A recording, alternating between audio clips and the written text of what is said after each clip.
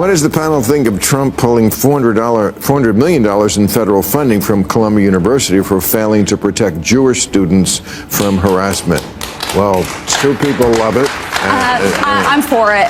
Listen, the devil be in the details. Because, listen, free speech, fine. If you want to be a queer for Palestine, it's an idiotic philosophy, but you have a right to be that. Right. You do not have a right to harass, intimidate Jewish students on campus, to keep them from going to their classes that they pay for, to keep them from going to the dining hall.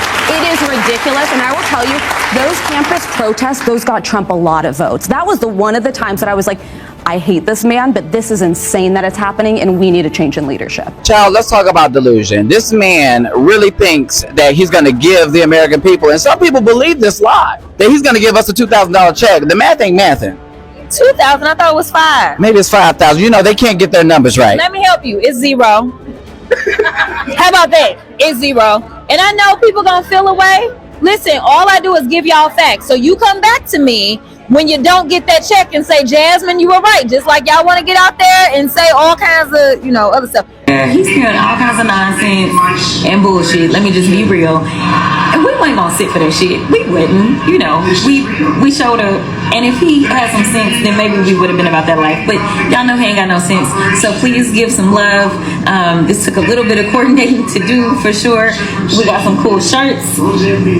We got Madam Williams. This is not what we should be doing. I don't even know why we fighting with Greenland. Why we fighting with Greenland? We fighting with Canada. We fighting with Mexico.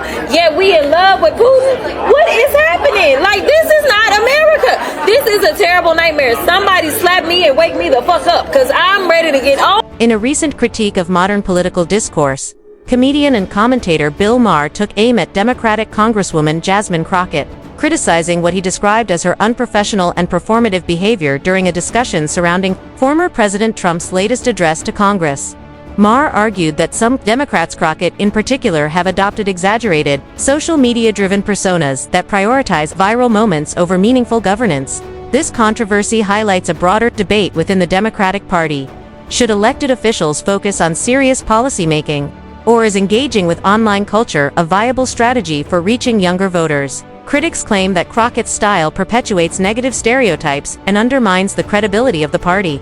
Supporters, however, view her as an unapologetic, modern voice bringing fresh energy to Congress. As voices like Maher weigh in, the conversation about the Democratic Party's direction and its communication strategy is growing more intense. Is the party sacrificing its credibility by chasing virality at the expense of substance? Well, thank you for making the back of my head famous. But second of all, if we could do a sequel, if you could tell Donald Trump anything tonight, what would you tell him? I would tell him to grow a spine and stop being Putin's hoe. Was apropos of what's going on the left. And by the way, if you watch the speech, I saw mostly the clips of it, and mostly it was people in the audience, the guy with the cane, people with like paddles. Oh, there's the cane dude. And then there's, okay, here's our pussy hat uniform. And these, looks like you're at a auction signs. I mean, it was, John Fetterman called it a sad cavalcade of self-owns and unhinged petulance. I love him. I said he should run last week. The Democrats seem so lost. And here's Jasmine Crockett, who is, I thought, a big leader in the Democratic Party. Her quote is, "This is a terrible nightmare. Somebody slap me and wake me the fuck up because I'm ready to get on with it." On with what would be my first question. And also, this is the way this is like how a podcaster talks or some shit. Fuck it, man. Can you imagine, I don't know, Obama saying? Let's be honest. Bill Maher is saying what many are already thinking but hesitant to voice. His criticism of Jasmine Crockett calls out what he sees as a decline in professionalism within the Democratic Party. Maher, who isn't exactly a conservative, argues that Democrats have traded substance for spectacle, and Crockett is the prime example. Rather than embodying the dignity expected of a U.S. Congresswoman, she comes across more like a social media influencer aiming for viral fame. Her brash, unfiltered style might work on YouTube or TikTok, but it diminishes the seriousness of her role in government. Maher rightly points out that respected leaders from Obama to more traditional Democrats never needed gimmicks to command attention. What's most concerning is that this isn't just about Crockett. It's about a trend within the party. Instead of crafting impactful policy or presenting a strong vision, figures like Crockett are leaning into outrage-driven theatrics, believing it will resonate with the public. But rather than gaining credibility, it makes the party look unprepared to lead. Maher's critique reflects a growing concern. The left has lost its focus, becoming the party of viral content rather than meaningful ideas. Listen, he up there, he's spewing all kinds of nonsense and bullshit. Let me just be real. And we weren't gonna sit for that shit. We wouldn't, you know. But when she called me and said, I think it's time for me to retire, and you're the one that I believe should take my seat, I really was kind of caught off guard. I didn't anticipate that. If anyone knows anything about the Congresswoman, they know. We showed up, and if he had some sense, then maybe we would have been about that life. But y'all know he ain't got no sense.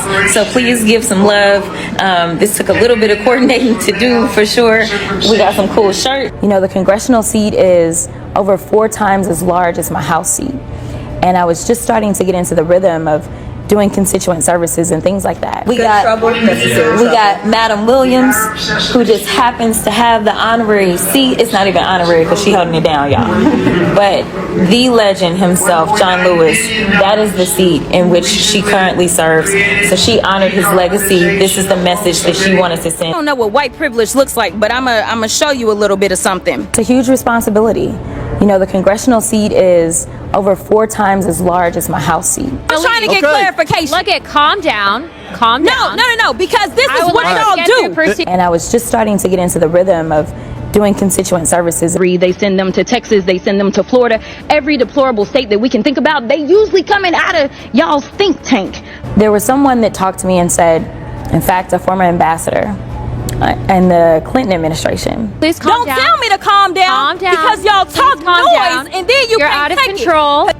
He said, Jasmine, what you have to realize is that if you are really going to make change, it's not going to be in the Texas House. He said, you did a great job playing defense, but you have a chance to play offense. Someone on this committee then starts talking about somebody's bleach blonde, bad built butch body, that would not be engaging in personalities, correct? I had no idea what you just said. The management, so to speak, changes. It's not just always one party that has everything. You just voted to do it. Y'all did it first, so you don't want to talk about voted to do it. Order. He said, if you really want to make real change, you really need to consider. Let's call it what it is. Jasmine Crockett isn't leading. She's performing. And not just any performance, it's a calculated, social media-friendly persona designed for maximum attention, not maximum impact. Her exaggerated language, use of slang, and online theatrics may appeal to a niche audience, but they don't translate to serious governance.